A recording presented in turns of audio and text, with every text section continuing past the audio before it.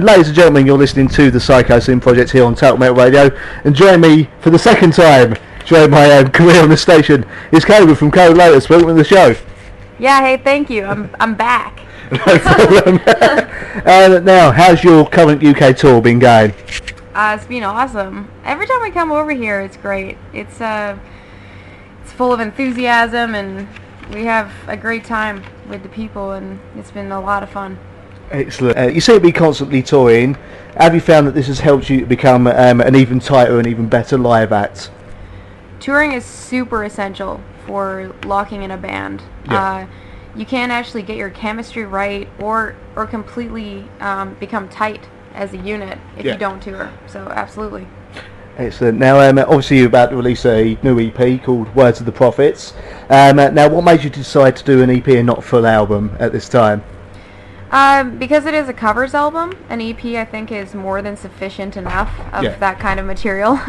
I think that a full album would have been way overkill. And we really wanted to do something fun, something different, and also pay tribute to roots that went even further than the metal that we're influenced by. These are nostalgic songs for all of us as children, and they were the first things we heard, really. So you've actually inadvertently already answered my next question, so I'll skip that one. Now, have you found that bands such as obviously yourself, Devin Townsend and Kitty have helped show that there's still a great sort of metal scene in Canada? Oh, hell yeah. I mean, Devin Townsend in particular is a big influence, not just as an artist, but as a creative being, just for many of our members, myself included. And just really gives us the courage to keep being authentic as well. Yeah.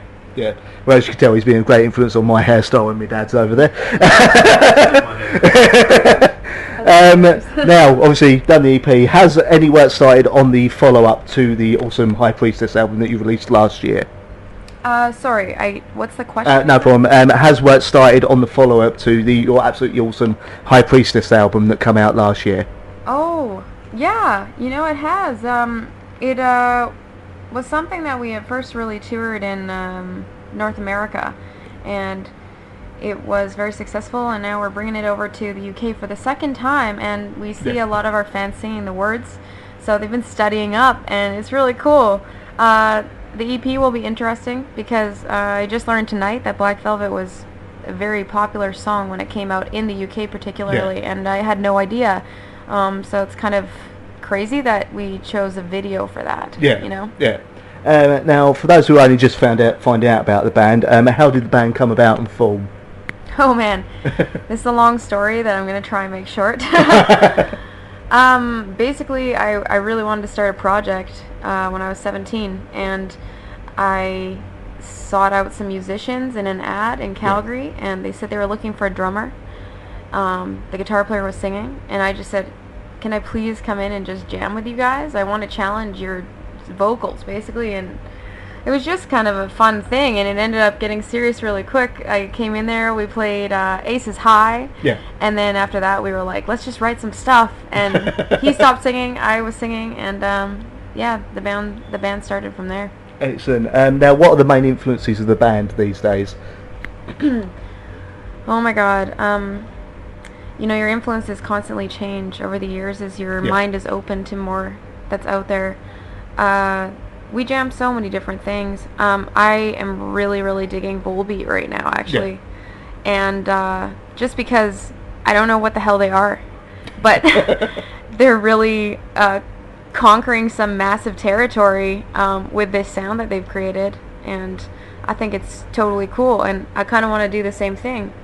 We're classic metal, but I think there's some songs that can't really be pinned for what they are, and I want to continue down that road. So suppose you're coming up with essentially a genre that you can only kind of describe as that's Kobra and the Lotus. Exactly, that's the plan. Now, do you feel, obviously you've been through a few sort of lineups of the band, do you feel that the current lineup is the ultimate version of Kobra and the Lotus? No, there will probably be some changes in the future. I mean, Yasho and Brad are my stones. I don't foresee them ever going anywhere. Adam we've just brought on just recently, and I love the guy. I hope that we keep him. As far as the guitarist, the second position, we haven't permanently filled that because of the fact that it's been challenging to keep a full lineup. This lifestyle is very difficult. It's not for everyone. There are so many things people don't know about, like dealing with visas, for instance.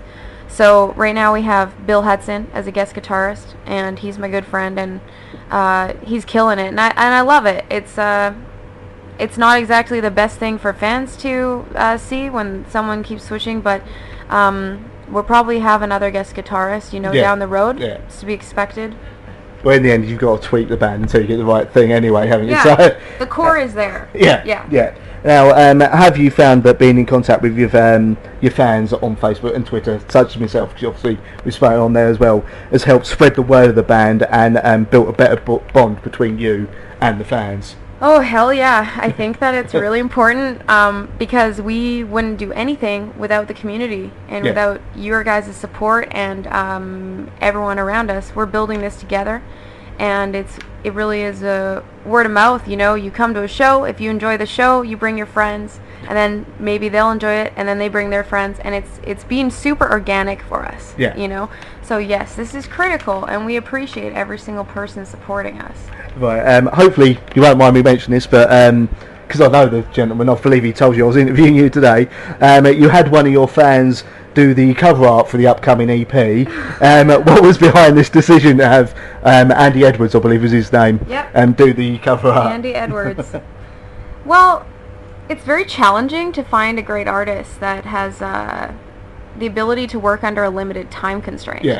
So I had this idea one day. I was looking at this Eddie that Andy had tributed to our band wearing a Kobra and the Lotus shirt, and I thought, what the hell? There's so much talent inside like this family, this band family, and so I emailed Andy and said, hey, you want to do some EP art? And that's how it came about. I think it's really cool. It's really awesome, and we did the same thing actually for the next artwork coming out for a single that's going to be dropped in the fall. Oh, right, okay.